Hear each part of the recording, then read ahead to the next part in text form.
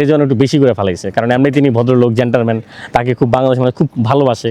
তা মনে হয় যে এই দিক দিয়ে আসলে তিনি একটু বেশি, আজকেও তিনি কয়েকবার মানে যেমন ধরেন এই যে পুরো কাভার ঠিক আছে, ঢাকা আছে, এইখানে নিচে একটু কাভার একটু উঠে গেছে গা, সেটা তার কোনো সমস্যা হওয়ার কথা না।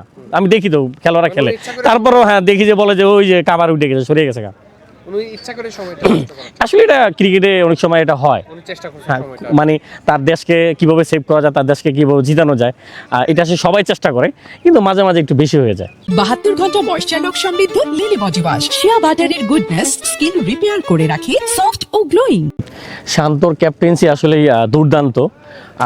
অনেক সময় বাইরে থেকে অনেক কথা শুনি মাঠের, খুব আনন্দ দিতে পারে খেলোয়াড়দের, আর সব দিক দিয়ে লিডিং দ্য ক্যাপ্টেন, মানে অসাধারণ অসাধারণ ক্যাপ্টেন্সি।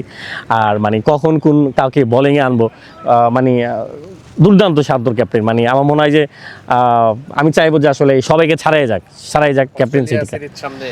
তবে এটা আসলে আমি মনে করি যে শান্তবার জন্য খুব এটা একটু হইব, চ্যালেঞ্জ হইব, কারণ অস্ট্রেলিয়ার ওই কন্ডিশনে মানে খেলা যায় পারাটা অনেক টাফ।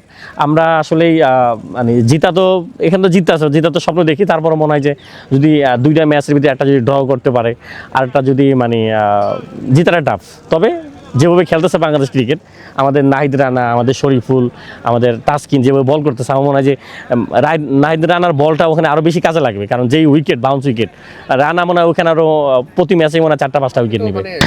ভাই খুশি হবো না ভাই, কারণ পাকিস্তানের ঘরের মাটিতে যে 2-0 হারানো, এখন আমাদের নিজের ঘরের মাটিতে এসে 2-0 পাকিস্তানকে হারানো, এটা আসলে বিশাল বড় অর্জন। এই জন্য অনেক খুশি, আর প্রচুর টেনশনে ছিলাম। আর রেজওয়ান যেভাবে পার্টনারশিপ করতেছিল, 50 রানের উপরে একটা পার্টনারশিপ, বলবো যে মানে ক্রিকেটে অনেক কিছু সম্ভব, ওটাই ভাবতেছিলাম। তারপরে একটা বলের খেলা, তাইজুল একটা উইকেট নিল, তারপর আসা যাওয়া শুরু হইলো, এই হচ্ছে পাকিস্তান। তা অনেক ভালো লাগতেছে। আর ওই সময় মানে ভাবতেছিলাম কখন উইকেটটা কখন পড়বো। রেজওয়ান আউট হইতেছে না, ওই দিক দিয়ে সাজিদও মাইরে খেলতেছে, প্রায় তখনও 70-80-85 রান দরকার, হাতে 3 উইকেট, 50 রানের উপর পার্টনারশিপ, সব কিছু মিলে বাংলাদেশের জয়। তো মানে ম্যাচ শেষে মানে ক্রিকেটারদের বডি ল্যাঙ্গুয়েজ তো দেখেছেন, মানে কেমন লাগছিল দেখে? আসলে মানে এটাই মনে করি হওয়া উচিত, কারণ আমরা ভারত, অস্ট্রেলিয়া অনেক টিম দেখি যে জিতার পরে মানে আমরা তো এখন রেগুলার জিতি এরকম একটা অভ্যাস। তা সেরকমই আসলে বডি ল্যাঙ্গুয়েজ দেখলাম যে আমরা আসলে প্রতি ম্যাচ কদিন পর জিতি। তা আসলে এটাই চাওয়া। চেঞ্জ তো আছেই এখন ভাই, যেমন ধরেন এখন দেখা যায় যে তাদের সাথে গল্প করতে গেলে, কথা বলতে গেলে দেখা যায় যে আশেপাশে মোবাইল থাকে, মিডিয়া থাকে, এই জন্য মানে হয় না।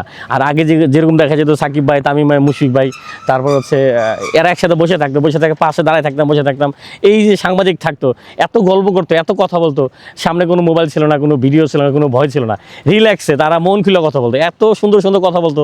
মানে দেখা যায় পারিবারিক মানে বাসার কথা, এটা শুনতে ভালো লাগতো। আর এখন আসলে বলতে গেলে দেখা যায় যে ভয়ই থাকে তার আছে, মানে কখন কে ভিডিও করে, ছবি তোলে। তো এই জিনিসগুলো এখন আসলে অনেক মিস করি, আগের মতো এটা আর এখন নাই।